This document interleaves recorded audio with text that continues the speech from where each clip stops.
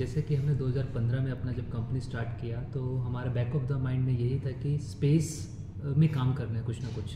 तो जब हमने स्टार्ट किया तो हम काफ़ी जब सर्वे भी किया तो हमने देखा कि बच्चों के अंदर कहीं ना कहीं साइंस टेम्परामेंट की कमी है। तो स्टार्टिंग हमने साइंस से ही किया था, धीरे धीरे धीरे हम स्पेस सेक्टर में ऐड होते गए। देन जैसे बताया सौरभ ने अभी मॉड्यूलर रॉकेट्स के ऊपर काम किया। देन कैन सैटेलाइट कैन की फॉर्म में कैसे बना के लॉन्च कर सकते हैं, कैसे आप रॉकेट बना के उसको फ्लाई कर सकते हैं, उड़ा सकते हैं, फायर कर सकते हैं एक आप ट्रिगर मैकेनिज्म से। तो इन सब चीज़ों पे काम कर रहे थे। बट हमारा हमेशा से एक था कि इसरो के साथ मिलकर कुछ ना कुछ करना है, सैटेलाइट लॉन्च करना है या इसरो के साथ कोलैबोरेट करना है। तो जैसे सौरभ ने बताया 2022 में हमें इसरो की तरफ से एक इनविटेशन आया कि दैट आप सिलेक्टेड हो गए हैं इसरो स्पेस ट्यूटरी के लिए, आप बेंगलोर हेडक्वार्टर्स आइए हमारे। तो वो भी काफ़ी अपने आप में प्राउड मोमेंट था कि इसरो हेडक्वार्टर के अंदर एंटर करना, एक उनका विजिटिंग विजिटिंग जो आपका कार्ड भी होता है वो भी पहनना जिस पे इसरो लिखा होता बड़ा बड़ा, वो एक सब में अपने आप में एक प्राउड मोमेंट था। अब वहाँ पे हम काफ़ी एक्साइटेड थे। उस दिन सोचा था कि कुछ ना कुछ आगे भी हम ऐसे ही करते रहेंगे स्पेस सेक्टर में।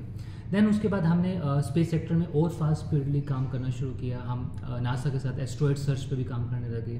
देन सैटेलाइट प्रोग्राम्स पे भी काम करने लगे। 2019 में एक दीक्षांत सैटेलाइट छोड़ा गया हमने, जो कि 50 किलोमीटर तक गया था। वो अपने आप में एक बहुत बड़ा मिशन था। उसके लिए पहले हमें पूरा स्टडी करना पड़ा, जो कि हमने कभी पहले आज तक ना कभी पढ़ा था बुक्स में या ना कुछ था। वो हमारे लिए एकदम न्यू चीज़ थी।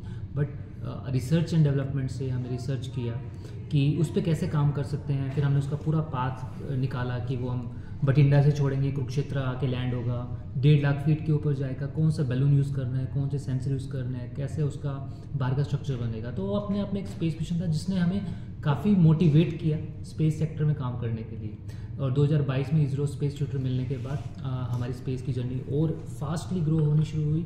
अब जैसे हमें पोएम 4 मिशन के बारे में पता चला। पहले के टाइम में इसरो का भी 4 स्टेज मिशन हुआ करता था। बट वो मिशन वो जो मॉड्यूल रहता था वो 40 से 45 दिन तक अंतरिक्ष में घूमता रहता था, बट वो कोई काम का नहीं था।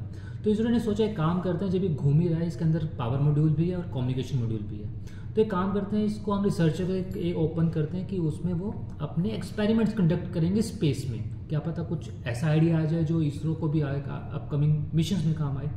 तो वहाँ से पोएम मिशन शुरू हुआ।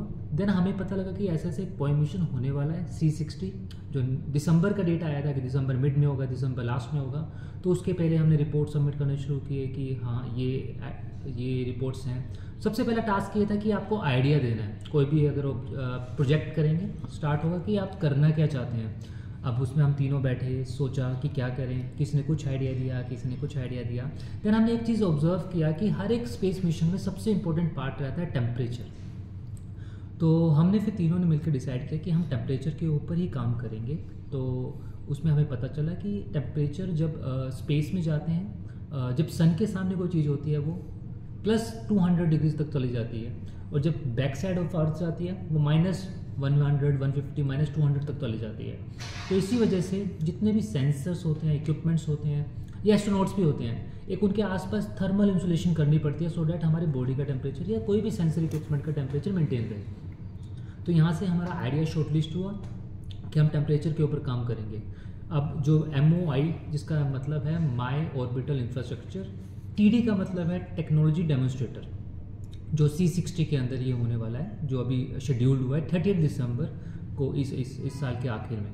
तो ये मिशन जो रहेगा हमारा, इसमें जब 4th स्टेज में जो मिशन रहेगा उसमें हमारा जो एक सैटेलाइट के आउटर सरफेस पे एक सेंसर लगा होगा, उसमें हमने अपना एक्सपेरिमेंट कंडक्ट करना है, जिसका काम क्या रहेगा कि जैसे जैसे ऑर्बिट में हमारा सैटेलाइट घूमता रहेगा वो अपने टेम्परेचर हर आधे सेकंड में टेम्परेचर की वैल्यूज़ को रिकॉर्ड करता रहेगा। और जैसे जैसे वो ऑर्बिट करता रहेगा, घूमता रहेगा, हर एक ऑर्बिट, जैसे अर्थ की बात करता हूँ तो हमारा एक चक्कर 365 दिन का होता है पूरे पृथ्वी का 1 साल कंप्लीट करने का। बट स्पेस में अगर मैं सैटेलाइट की बात करता हूँ जो पोएम मिशन में रहेगा, इसका लाइफ टाइम रहता है 40 से 45 दिन तक। और एक ऑर्बिट करने में सैटेलाइट को रफली 80 to 90 मिनट्स लगेगा।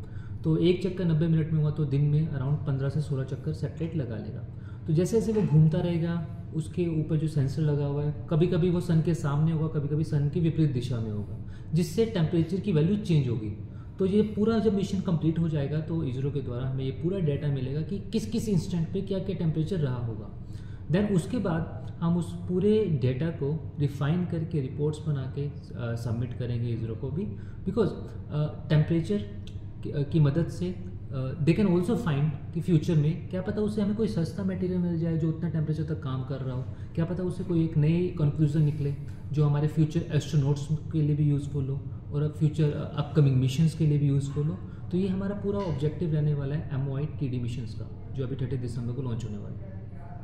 और इसके साथ अभी हम लोग एक और जो सैटेलाइट मिशन है, जैसे अगर आप ये देख रहे होंगे हमारे पास, तो हमारा जो विज़न था स्पेस को और आगे लेकर जाना, तो जो हमारा एक विज़न था वो विज़न पे अभी हम काम कर रहे हैं। सो उस विज़न के अंदर हमने क्या किया कि हमने एक ऐसी सैटेलाइट प्रोग्राम बनाया कि जिसकी मदद से अब हिंदुस्तान का कोई भी बच्चा, चाहे वो स्कूल का बच्चा हो, यूनिवर्सिटी का हो, रिसर्चर हो, वो अपनी खुद की सैटेलाइट बना सकता है और वो सैटेलाइट बनाकर ऑर्बिट में हो या 50 से 60 किलोमीटर नियर टू स्ट्रेटोस्फीयर हो, वहाँ पे लॉन्च कर सकता है। आज से पहले क्या होता था कि जब भी स्पेस की बात आती थी और सैटेलाइट की बात आती थी, सभी सोचते थे कि सिर्फ साइंटिस्ट ही काम कर सकते हैं, लेकिन उस चीज़ों को हमने इतना सिंप्लीफाई कर दिया कि अब बच्चे भी सैटेलाइट बना सकते हैं। और जो हमारा विज़न है वो डेफिनेटली अब हम उसके ऊपर लगे हुए हैं कि गांव का बच्चा भी सैटेलाइट बना के भेजे या ट्राइबल्स का बच्चा भी बना के भेजे। कंटिन्यू। सो उसके बाद ये सब चीज़ें हैं और इस विज़न को ले जाते हुए अब लोग हम इस पर्टिकुलर चीज़ को आगे लेकर जाएंगे, जिसकी मदद से हमारा ये विज़न है कि गांव में, ट्राइबल्स में सभी सैटेलाइट्स बनाएं और लॉन्च करें। और एक दिन ऐसा भी आएगा जो हमारा खुद का एक विज़न है कि एक दिन हमारी खुद की पर्टिकुलर सैटेलाइट भी स्पेस में हो। और आशा करते हैं उस टाइम भी आप हमारा इंटरव्यू ले रहे होंगे और हम आपको बोलेंगे कि आज हमारी सैटेलाइट स्पेस में है, जिस टाइम आप हमसे बात कर रहे हैं हमारी सैटेलाइट ऊपर घूम रही है। और वैसे हमारा एक विज़न है और होप कि इस विज़न को हम जल्दी फुलफ़िल करें, क्योंकि जब हम स्पेस टेक्नोलॉजी की बात करते हैं, और स्पेस टेक्नोलॉजी एक ऐसी चीज़ है कि जिससे किसी भी देश की इकॉनमी डेवलपमेंट होती है, उसकी एडवांसमेंट हो सकती है, डेवलपमेंट हो सकती है। अगर हम 1 रुपये इन्वेस्ट करते हैं स्पेस में तो हमें 6 रुपये मिलते हैं इन रिटर्न ऑफ इन्वेस्टमेंट। ये है स्पेस की जो पावर है। तो मेरा ये मानना है कि हम हर बार ये बात करते हैं कि हिंदुस्तान अगला वर्ल्ड पावर बनेगा। अगर हम लोग स्पेस की फील्ड में, इनोवेशन की फील्ड में और अच्छे काम करते रहेंगे तो आई एम श्योर कि हिंदुस्तान अगला वर्ल्ड पावर बनने जा रहा है और वो जल्दी वर्ल्ड पावर बनेगा। क्योंकि स्पेस टेक्नोलॉजी एक ऐसी टेक्नोलॉजी है जो हर एक कॉमन इंसान के काम आने वाली है। हम हमेशा ये बात करते हैं कि इसरो ने 300 करोड़ रुपये लगा दिया, 600 करोड़ रुपये लगा दिया, उसका फ़ायदा क्या है? उसका फ़ायदा हम जैसे लोगों को ही है। आज हम GPS यूज़ कर रहे हैं एक जगह से दूसरी जगह पर, सैटेलाइट नहीं होती, GPS ना होता। किसानों को इन्फॉर्मेशन मिल रही है, सैटेलाइट होती, इन्फॉर्मेशन मिलता। फ्लड आता है, हमें इन्फॉर्मेशन मिलती है। तो स्पेस टेक्नोलॉजी ह्यूमन काइंड के लिए बनी है और स्पेस टेक्नोलॉजी एक ऐसी टेक्नोलॉजी है जहाँ पर आप हर एक इंसान को यूनाइट कर सकते हैं, चाहे वो यंगस्टर है या कोई ओल्ड पर्सन है, चाहे वो फिजिक्स से रिलेटेड है या मैथ्स से रिलेटेड है, साइकोलॉजी, बायोलॉजी, केमिस्ट्री, सब लोग एक ही प्लेटफॉर्म पर आकर स्पेस को की फील्ड में काम कर सकते हैं। तो स्पेस इज़ फॉर एवरीवन।